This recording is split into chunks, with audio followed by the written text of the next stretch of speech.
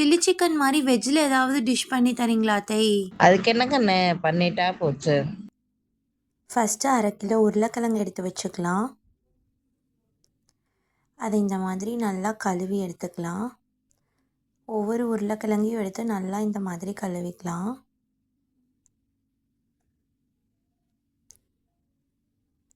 இந்த மாதிரி நல்லா 2 தடவை கழுவி எடுத்து வச்சுக்கலாம். நெக்ஸ்ட்டு குக்கரில் நம்ம கழுவி வச்ச உருளைக்கிழங்கும் அது மூழ்கிற அளவு தண்ணியும் ஊற்றிக்கலாம். இப்போ குக்கர் க்ளோஸ் பண்ணிடலாம்.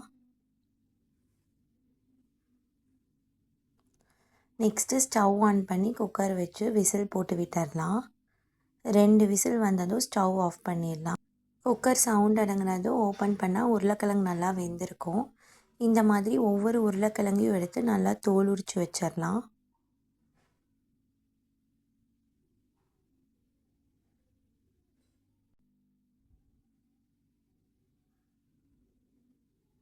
எல்லா உருளைக்கிழங்கையும் இந்த மாதிரி தோல் உரித்ததுக்கப்புறம் ஒவ்வொரு உருளைக்கிழங்காக எடுத்து இந்த மாதிரி கட் பண்ணி வச்சுக்கலாம்.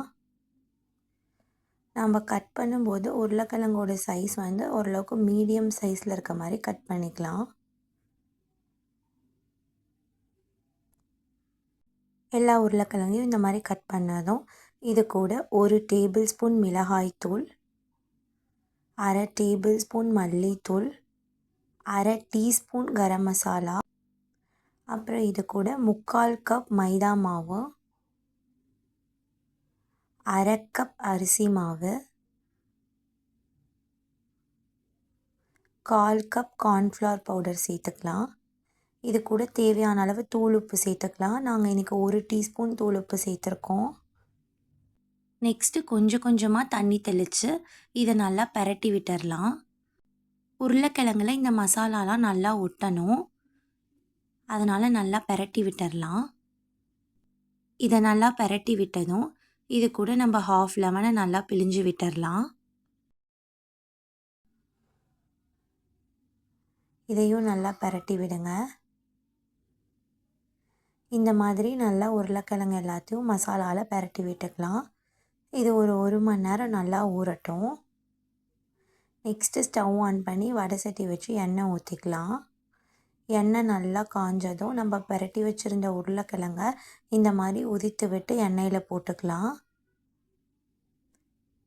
இது 1 நிமிஷம் நல்லா பொரியட்டும். இப்போ இதை நம்ம திருப்பி விட்டுடலாம்.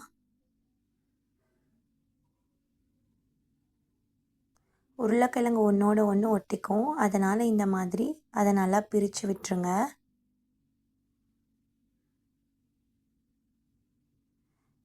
உருளைக்கிழங்கு நல்லா மொறு மொறுன்னு ஆகி வெந்ததும் இதை வந்து நம்ம எண்ணெயிலேருந்து எடுத்துடலாம்.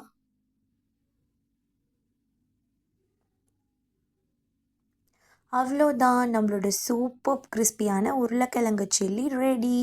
இதுக்கு சைடிஷாக ஆனியன் வச்சு அப்படியே உருளைக்கிழங்கு சில்லி ஒரு பீஸ் எடுத்து அந்த ஆனியனில் வச்சு எடுத்து சாப்பிட்டு பாருங்கள், சூப்பராக இருக்கும். இன்னும் பல சமையல் ரெசிபிஸ் பார்க்க நம்ம சேனலை சப்ஸ்கிரைப் பண்ணிக்கோங்க. பக்கத்தில் இருக்க பெல் ஐக்கானை கிளிக் பண்ணிக்கோங்க. Until then, stay tuned. Bye bye.